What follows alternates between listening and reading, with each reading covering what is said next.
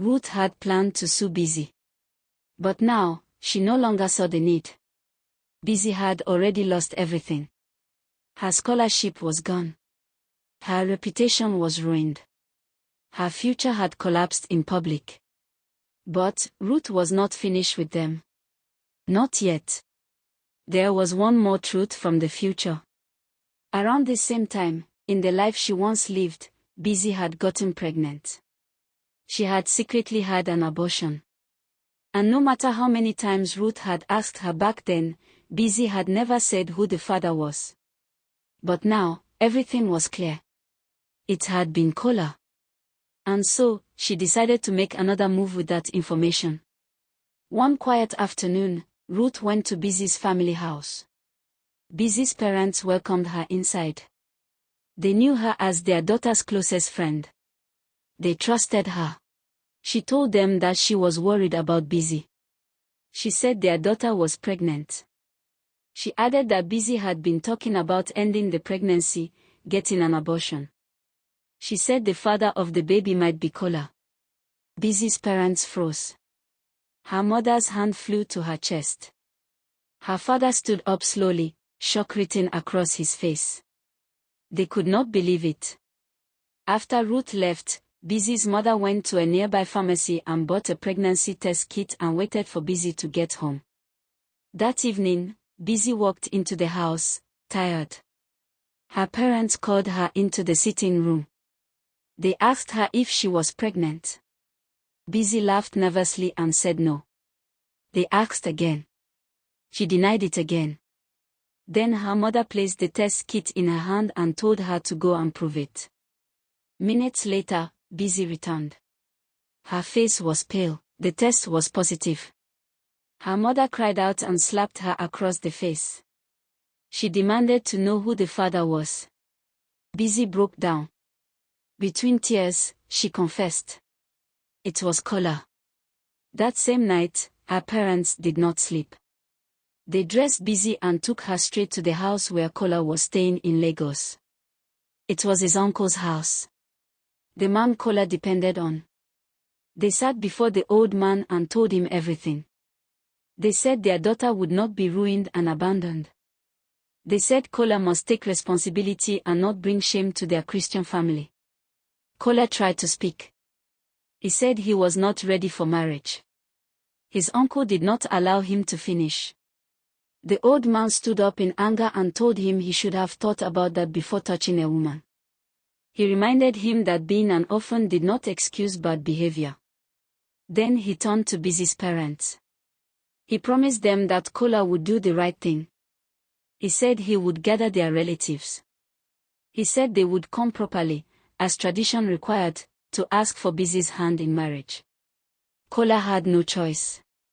He was forced to marry Busy. Not just in one way.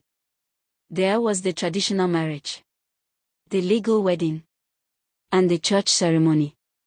By the time their wedding day arrived, neither love nor joy lived in his heart. Only regret and bitterness remained. The ceremony was already in progress when Ruth arrived. She walked in with Daniel. They took their seats without drawing attention, but Kola saw her. And his heart dropped.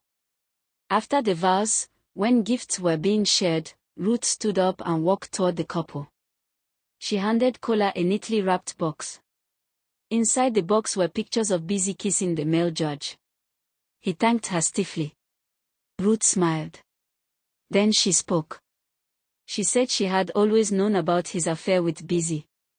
She said she had known they were seeing each other behind her back long before everything fell apart. She told them she was the one who sent them those pictures of them kissing at the restaurant on her birthday. She also told Busy the truth. That she had known Busy would apply for the grant. That she had known Busy would steal her idea. That she had allowed it to happen. She also told them she had won the competition, then wished them a long and happy marriage. And she walked away. Daniel followed her. Neither of them looked back. After the wedding, Kola took Busy to his uncle's house in Lagos. But when they arrived, his bags were already outside the gate. His uncle stood waiting. He told Kola clearly that he would not allow a wife into his house. Not now. Not ever. Kola begged. He said he had no money to rent a place. His uncle told him to return to the village and live in his late parents' house if he had nowhere else to go. Busy cried. She said she could not live in a village. Kola did not care. He told her she could sleep anywhere she liked, even under a bridge. That night, they stayed in a cheap hotel. The next morning, they left for the village. In the village, Kola began opening the wedding gifts. He hoped for money. He needed it. Then he opened Ruth's box. Inside were pictures of Busy kissing a man. Kola froze. Then rage took over. He shouted at her. Insulted her. He accused her of destroying his life. The argument grew wild. His anger blinded him. He raised his hand and struck her. Busy lost her balance. She fell backward. Her head hit a sharp stone. There was blood. Screaming, Kola rushed her to the nearest hospital.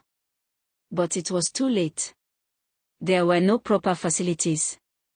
Busy died that night. Neighbors reported Kola to the police. Busy's parents pressed charges. The court found him guilty of murder.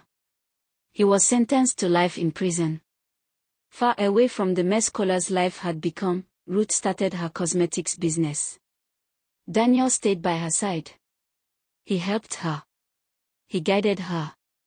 He opened doors for her. When he asked out, she said she was not ready to love again. Her wounds were still healing. But she also said when the time came, when her heart was ready, it would be Daniel.